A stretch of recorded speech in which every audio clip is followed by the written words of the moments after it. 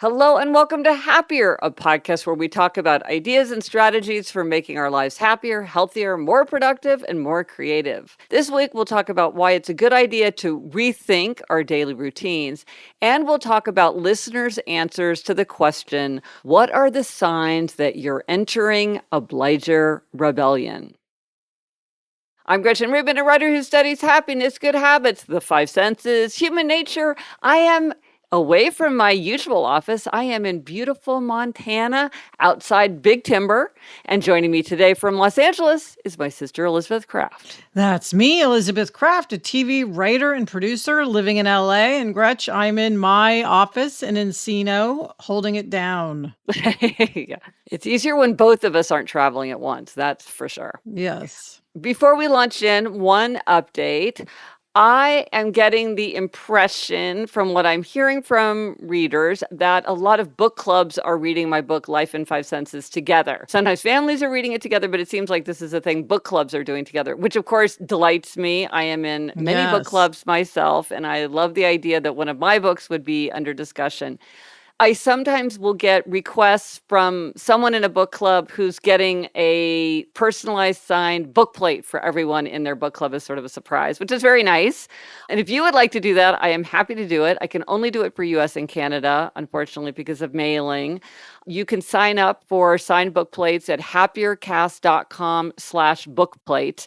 And you can tell me the names of the people and where I will mail these. These are actual physical book plates that I will mail to you. So go to happiercast.com/bookplate and get all the information about what I need to get those sent to you.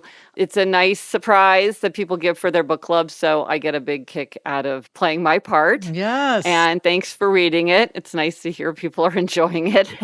I love that. So this week, our try this at home suggestion is to rethink our daily routines. And why is this something we should do, Gretch? Well, our routines make our lives. Our routines are a reflection of our habits. And if our routines work for us, we are just much more likely to be happier, healthier, more productive, and more creative.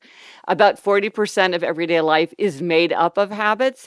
And so, and things change. And so taking a moment to rethink our routines and make sure that they are everything they could be is a way to make sure that our lives are working for us in the best way possible. Yeah. And now, for me, as school starts, this is a great time to rethink routine. Well, one thing is school starts, children get older, and so what they can do and what they need changes. Our own lives change, your work changes, maybe your work, going to work or work from home patterns have changed, so other routines have to change.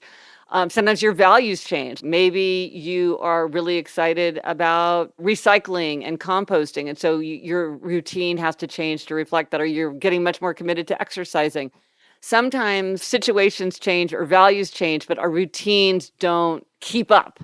Because once something's in a routine, it's very easy to just take it for granted and not rethink it. Yeah, I know for me, I just need to have a bedtime routine. And I think we have talked about bedtime routines many times, and I still feel like I don't have one.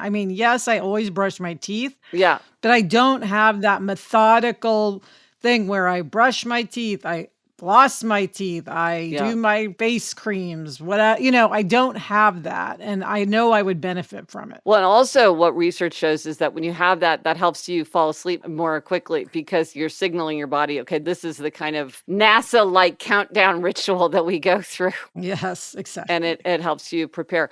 And it's funny how sometimes a little change in routine can make your life a lot easier. A friend of mine was just telling me this. And I thought this was hilarious because if you ever read parenting advice about helpful routines, this is the one that they always say. It's like the most conventional wisdom is have your children lay out their clothes the night before because it will make the morning so much easier. And so my friend has a first grader and she said, sure, she'd heard that, but a friend of hers was like, yeah, we're actually doing this and it's actually making a change. And so she tried it and she was like, this is the greatest thing that's ever happened to us. It's such a better way to have a routine. And she was very surprised by how big a difference it made. It was a pretty small change, but it made a big difference. And so I think as much as we sometimes hear like, oh, have a bedtime routine, or it's easy not to do it or not to rethink it as our lives change. Yeah. Now, Gretchen, I have a question for listeners in the Mm. routine world. Okay, so part of my morning routine has been dealing, of course, with Jack's routine. Okay, so my Yeah, son sure. is 13 years old. And a big part of my morning is dealing with him, getting him up, getting him fed, getting him ready for school. And my question is, when is the time when he needs to just get himself up and get his clothes and get into the bathroom to brush his teeth and all of that on his own, where Right. his alarm Yes. goes off and he gets up and I'm not sitting there checking on him every 5 minutes, pushing and prodding. Yes. I'm very curious what people think, because I feel like people are all over the map in terms of how they deal with this. Yes. So some people will say, you absolutely should be able to do this. Others will say, oh, teenagers need their sleep. And so, of course, teenagers have to be rousted out of bed. It's probably different. You have to know your kid. But this is a good question. It's a wonderful day. I don't remember when it was for Eliza and Eleanor, but it is great when you're just, I'll see you in the kitchen when I'm pouring myself a cup of coffee and you're wandering through and they're doing it on their own. That is a great day, but I can't remember when that happened. Yeah, because it's hard to have a routine when I'm constantly interrupting it to check on him. Well, and it's interesting, like when we got our dog Barnaby, how much my morning routines had to change because of that. I mean, I'm sure your morning routine also involves your dogs. Yes. The minute you sort of feel like you've got it figured out, usually something's changing. Or even like the way, Elizabeth, you were telling me about how because of the weather, you couldn't hike. So the weather can affect our routines. You might have a winter routine and a summer routine. So here's the thing that I and maybe this is the upholder in me, that it just really gravitates to regularity and predictability and doing things the exact same way all the time, is I feel like my problem is not following through with routines, but not rethinking routines when they aren't serving me well. Mm-hmm. And being able to say like, oh, maybe if I walked Barnaby first thing instead of waiting an hour, my whole morning would be smoother. Or maybe if I did my hardest work mid-morning instead of first thing in the morning, maybe that's actually when I'm more mentally alert, to just notice how things may change, or there might be a better way to do something, instead of just sort of getting locked into like, this is the way I've always done it. And it just feels so good for things to unfold smoothly. But Elizabeth, you got me to floss because of your whole thing about trying to do evening flossing. I hadn't been flossing at all. And so I had to get that into my routine, but now it's locked in there. So you being an upholder, you'll floss every day the rest of your life. I have But the thing is, it fell out of my routine for like 25 years. Right. So how did that happen? It's easy to, forget what's there and what's not there. And you can make a change that makes a big difference. I know Happier in Hollywood, we had a listener who put a coffee machine like in her bedroom. Oh. And that changed her whole morning routine. There you go. Yes. So examine what's working and what's not, and you may be able to enhance your life. Yes, and send us your suggestions, because this is a place where we can all learn from each other. What are these little tweaks that you've made or things that you've noticed fell out or could come in? Let us know on Instagram, Threads, TikTok, Twitter, Facebook. Drop us an email at podcast@GretchenRubin.com. As always, you can go to the show notes for every episode. You can go to the show notes by just knowing the number of the episode. This is happiercast.com/446 for everything related to this episode. All right, coming up, we have an extremely practical happiness hack. But first, this break. Okay, Gretchen, it's time for this week's happiness hack, and this is one of those little things that can make life easier. Yes, this is so small. It's not even really about happiness, but I would say it can lessen frustration. Which is, if you're having trouble untying a knot, let's say you have necklaces that are tangled together. What I often would try to do was to untangle them, like figure out, loop it through there and pull it through there. No, don't do that. Pull the loops wider and looser. Just pull what's tight. Try to make it as loose and open as possible. And then it's much easier to see how to untangle the knot. So this is very little, but I have found myself using it often ever since I learned this. So I thought I would pass that along. That is a good tip. And I have to say, I have learned to just be so vigilant about not getting them tangled because it is so That's frustrating. The better hack. Yeah. Avoid it altogether. I've taken necklaces to a jewelry shop before and had to have them untangled. So professionally. Yes. Yes, professionally. And now for a Four Tendencies tip. This is about Obliger-Rebellion, and we won't go into the whole Four Tendencies framework, but if you want to know if you're an upholder, questioner, obliger, or rebel, you can take the quiz at gretchenrubin.com/quiz. The biggest group for both men and women is Obliger. That's the group that the biggest number of people belong to. Elizabeth, you are a proud Obliger. I am an Obliger. And so one of the patterns that you see with Obligers is that when Obligers feel exploited, overtaxed, unappreciated, neglected, ignored, or when the weight of expectations feels unbearable for them, they begin to feel a mounting anger and resentment. And if these feelings continue, if these expectations continue to press down on them, their anger will build to the bursting point, and then they rebel. And it's sort of like, I will do it, I'll do it, I'll do it, I'll do it, and bang, now I won't do it.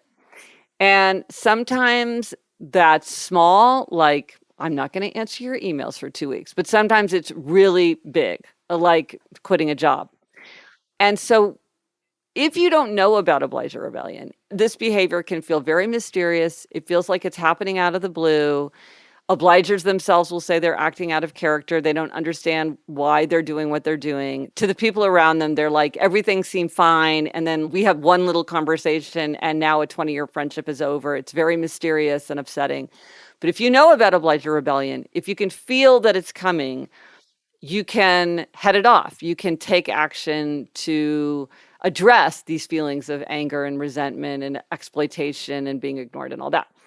So because Obliger-Rebellion is such an important pattern, and it's all over movies and TV, and I'll post links in the show notes if you want examples of it, it's really helpful to learn the warning signs. Because as I say, if you don't know about it, you might not realize that it's coming. But if you know about it, Obligers start to say like, oh, yeah, I know that it's coming. So I thought, I want to ask Obligers, how do you know that Obliger-Rebellion is approaching? What are the signs that you have that can signal to you that you are entering into the zone? And there were so many really helpful answers. And I think this is something that is really helpful to know if you are an Obliger, but it's also helpful to know if you have any Obligers in your life, which you certainly do because it's such a big group, because this pattern can be beneficial, but it can also be destructive. And it's definitely something that you want to understand instead of just having it wash over you. So I think it's really helpful to hear from listeners about how they key into the feeling of Obliger-Rebellion. Yes. So let's dive in, Gretch. Kelly said, lack of motivation, lack of energy. I am like a stubborn horse who stops and won't move. Mm-hmm. I also do things that aren't in my best interest, rebellion against myself. The first sign for me is physical inertia. The first emotional clue is resentment. Okay, so that is a great summary. A lot of people talked about lack of energy. Jennifer said, even things I am skilled at and enjoy feel like a burden. Or every text or email, even from friends with what's a usual or simple question, feels like too much suddenly. There are those people who suddenly just are MIA on text chains. Yes. And I wonder if that's a form of Obliger-Rebellion. Mm-hmm. Andrea said, I just experienced that today. A friend called me saying she had no time to make a charcuterie board for her husband's birthday party. As this is my area of expertise, I would normally say, I will do it, as I know that was what she was hoping, but instead I directed her to another catering option. Well, that sounds like a very constructive form of Obliger-Rebellion, Yes. which is I'm choosing not to do it, but this is another way you can get it done. Christy, this is very vivid. She writes, a physical sensation of the walls closing in around me, tension in my shoulders and jaw, apathy, procrastination, or wasting time on my phone. Lots of warning signs there. Yeah, and again, that sort of apathy feeling. Yeah. Kelly said, For me, it's always anger, frustration, feeling overwhelmed, and lack of gold stars / acknowledgement. Usually, my rebellion is directed toward my family. I will suddenly and drastically stop doing or helping members with tasks that I previously didn't mind doing.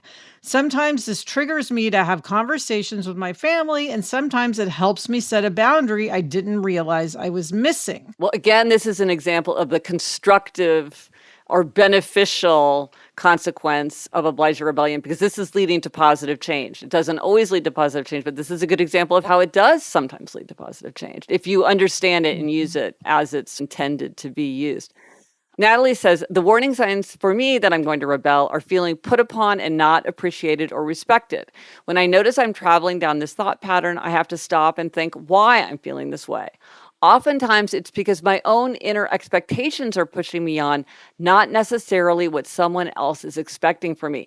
This is a very, very important point. Obligers will sometimes imagine or assume that others are expecting things from them, when in fact, this just isn't the case. So somebody was like, well, everybody in my office expects that I'm going to be the one to maintain the conference rooms. When she sort of stopped and examined that, she realized that she just let that idea grow over her.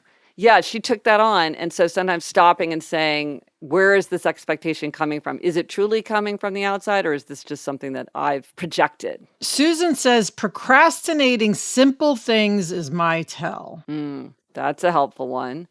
Sarah says, I get a lot of thinking like, nobody cares anyway. If I start worrying about being late or missing a deadline or not putting in 100% on a task, I pull away from people because being accessible to people means being asked to do stuff. Oh, okay. So this is one pulling away, retreating. Again, that goes to me to the person who suddenly drops off the text chain. It's like, I'm just not going to deal with anybody. Yes, right. Barb says, after a few events and comments, I realized that there was a lack of appreciation or respect by a couple of key stakeholders for what I had been doing in my practically full-time volunteer position. I would say that the warning signs were that I started getting feisty. I started looking for an exit door, and when I found it, I announced I would be done June 30th.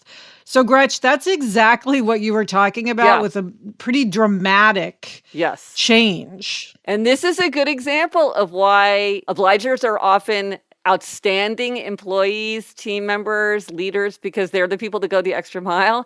And this is a good example where in pure self-interest, you might want to watch out for Obliger-Rebellion and make sure that those people do not feel exploited and taken advantage of and not acknowledged, because here's somebody who's clearly extremely valuable. And she's had it, she's had enough, she's walking out the door, and that's it. So it's a great example. Carolyn said, it took me a long time to realize I was in Obliger-Rebellion. I was no longer able to do the things that I was obliging before. I am angry and frustrated. Even after explaining it to some others, a few just refused to believe. I have not totally blown up my life yet, but have come close several times. Okay, it's building, it's building. Yeah. Jody said, I start isolating myself, go into self-protection mode. Yeah. So again, that's that pulling away. Amy says, I do things to deliberately push the envelope in breaking whatever the ridiculous rule or whatever will annoy them. That's like getting a little rebel. That's interesting. Yeah, getting a little mischievous there. Ginger says, before I rebel, the thing upsets me, but once I am in rebellion, I'm amazingly calm, but have a sense of relief and clarity. Boy, that's interesting. Yeah. Again, there are constructive outcomes for Obliger-Rebellion, but not always. And so it's just something that we all want to understand and recognize and take account of. So I wrote a post about identifying and dealing with Obliger-Rebellion, and I'll post a link to that in the show notes. And that includes some ideas for how to deal with it once it starts. That's a question that a lot of people have. But anyway, this was absolutely fascinating. You know, this is something that comes up all the time, Obliger-Rebellion, because again, it's a very common pattern once you know to look for it. So it's very helpful to know these warning signs from obligers. So thank you, everybody who sent in your responses. Okay, Gretch, now we have a listener question, and this comes from Holly. She says, I have one question that I've been wanting to ask. I am also a questioner. Every week, you and Elizabeth tell us what book you are reading that week. Is this really true? With your very busy lives and families, do you each really read an entire book every single week? Sometimes I can't even get a book read over the course of a month, and I love to read. Are these books you start but don't necessarily plan to finish? Are they just promotions or plugs for certain authors? Would love to understand this mystery. Okay. Gretchen, I can answer for you. You read more than anybody I've ever met. So you usually read several books a week. Sometimes I do, and sometimes I don't. It depends on the week. And often, too, because every week I'll post a picture of myself with all the books I've read that week. But I sometimes might read a book over several weeks, and I just count it in the week that I finish it. So if I have 5 books, it doesn't necessarily mean that I read 5 books from beginning to end in that week. It means that I finished 5 books in a week. That makes sense. But Alyssa, I will say the way our rule for the podcast is that we will list a book if we've started it or we're about to start it, but we don't necessarily finish it. Although we usually finish most books. I think I abandon more books than you do, is my impression. Yeah, I think I still have the obliger thing of, even though I tell myself I don't have to finish a book, I feel very guilty if I don't finish a book. And I have a hard time starting another book when I haven't finished a book. So I do tend to finish them. And a lot of them I'm listening to. So I can listen when I'm brushing my teeth. I listen in the car. I can listen when I'm walking the dog. So that's how I get a lot of books read. And my reading has increased dramatically since I got into audiobooks. So that would be my answer to that. And then there are times, if you listen to the podcast, where I'll still be reading a book for more than 1 week. I'll say I'm still reading Dutch House by Ann Patchett or something. And it will take me more than a week. Or if I'm really busy show running, oftentimes, that's when I'll go several weeks with the same book. So that would be my answer. To me, the great mystery of my life is, when do I read? Because I feel like I have almost no time to read, except for sometimes on the weekend where I will read for many hours if I can. I feel like I'm never reading. And yet I do finish books. So I just cannot figure out how that happens, yet it does happen. But I will say this, we're never just promoting something or plugging something. These are our true, and if you pay attention, you can see our preferences, because we have types. You're like, oh, Gretchen's reading another Diana Wynne Jones about a magic whatever universe. That's what I'm reading. But I will post links in the show notes to a couple of posts that I've written and a couple of podcasts that we did about how to get more reading done. Because we had Read 21 in 21, and we know everybody tried to read for at least 21 minutes in 2021, and we know how much people love to read. But speaking to your routines, it's very easy for reading to fall out of a routine, even for people who love to read. This is many, many people's experiences. And so this is a great example of, if you love to read and yet you're not getting any reading done, think about, okay, well, how are some ways that maybe I can incorporate this into my daily life so that I do get that time to read, whether it's by listening to it or waking up early and reading. I have a friend who does that, who wakes up an hour early so he just has time to read for fun every day. Anyway, so I'll post a bunch of links to that, whether Holly or anybody else is interested in tackling that, because reading is so great. It's something that can make us so happy. Yes. That's why we mention it, to remind everybody how fun it is to read. Right. Coming up, I give myself an annual demerit, but first this break. Okay, Elizabeth, it's time for Demerits and Gold Stars, and this is an even-numbered episode 446, which means it's your turn to talk about a demerit. Yeah, so Gretchen, I find myself giving myself this demerit every year. We all have these demerits. Yes, in September, which is not paying attention to the back-to-school emails. Mm-hmm. So just not reading the email that says what we need to get and what meeting I need to attend and the supply list and what forms need to be filled out. I don't know if it's, the kid in me that just wants summer to continue. And so I'm in denial and I don't want to dive in, or if I just don't like the paperwork of it all. But I really can be remiss with all of this school stuff, and I need to get better about it. But I was filling out the, last of the 15 medical forms 5 minutes before Jack went to school, and getting the supplies the day before and all of that. So demerit to me, need to put those, write down the calendar, the important dates, all of it. Well, so here's what I would say. First of all, filling out the medical forms. I'm in the open door stage of life now, I will say that is one thing that I will not regret not having the opportunity to do, which is to like fill out all the medical forms. I love shopping for school supplies. That's like one of the few things I truly enjoy. So I was always looking for that list because I'm like, let's go to the office supply store and buy school supplies. But can I just say, Elizabeth, part of your demerit, I think, is because it has become so much harder to do all this stuff.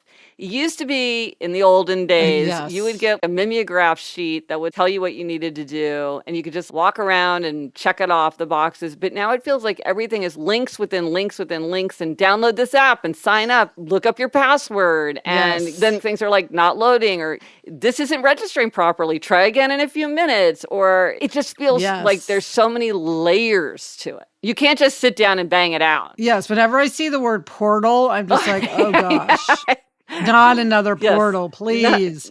No, you're absolutely right. If somebody just handed me what I needed to do, it's the finding it. It is. It's like a treasure hunt that you don't want to go on for this stuff. You're absolutely right. So anyway, I give you that. I back you up in that sense. It's not fun. No, and then there's the thing where you're like, oh, it was there somewhere. I read something about how the first day of school, the start time was going to be different. Where was it? And then you have to go back through every single thing because there's like the first day of school, the first week, your child's schedule. Well, and you know what else? We get emails from different parts of the school. So some are from the name of the school, some are middle school. So, you know, some are the Parents Association. So you don't even know where you're looking. It is. I do that thing where I try to see I search by sender, but then I'm like, what is the name of the sender? Because it's not always what you think. Anyway, not to rant on, because it's a beautiful time of year and it's the loveliness of the start of school, but that there are frustrations. There are frustrations. Okay, Gretchen, what is your gold star this week? Okay, I'm giving a gold star to my daughter, Eliza, because here comes a photograph in my phone of this super fancy cake. And she's like, this is the cake that I just decorated. I signed up for a cake decorating class. And just out of nowhere, she had never evinced any interest in cake decorating.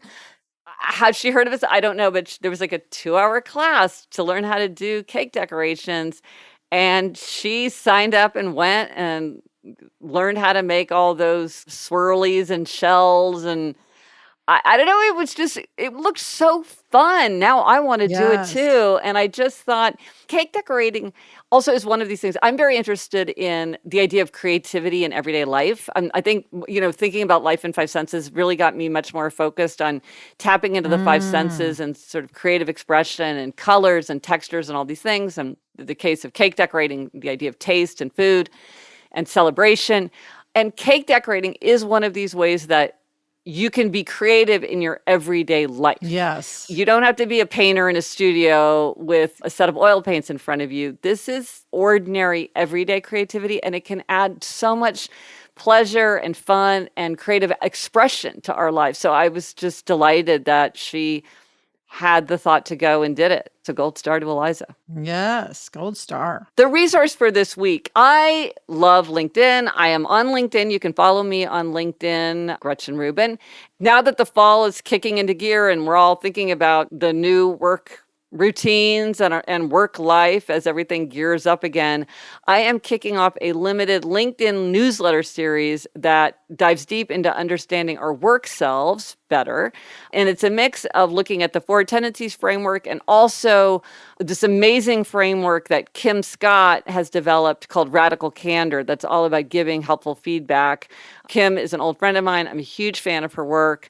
So we're going to be collaborating on these LinkedIn newsletters. So follow along all month and read the first newsletter. I'll post a link to that in the show notes. And again, you can follow me on LinkedIn as Gretchen Rubin. And Elizabeth, speaking of what are we reading? What are we reading? I am back to reading State of Wonder by Ann Patchett. Speaking of Ann Patchett. And I am reading Martin Dressler, The Tale of an American Dreamer by Stephen Millhauser. And that's it for this episode of Happier. Remember to try this at home. Rethink your daily routine. Let us know if you tried it and what you learned about your routine. Thank you to our executive producer, Chuck Reed, and everyone at Cadence 13. Get in touch. Gretchen's on Instagram and TikTok and Threads at Gretchen Rubin, and I'm on Instagram and Threads at Liz Craft. Our email address is podcast@GretchenRubin.com. And here's a great thing to add to your listening routine. Every time you listen to the podcast, take a minute to email a link to a friend who would enjoy the show, or rate, review, or follow us in your favorite podcasting app. Until next week, I'm Elizabeth Craft. And I'm Gretchen Rubin. Thanks for joining us. Onward and upward.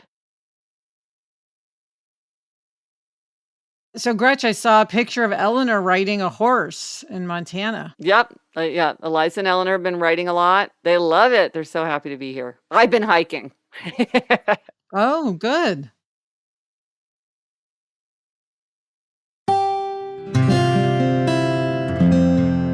From the Onward Project.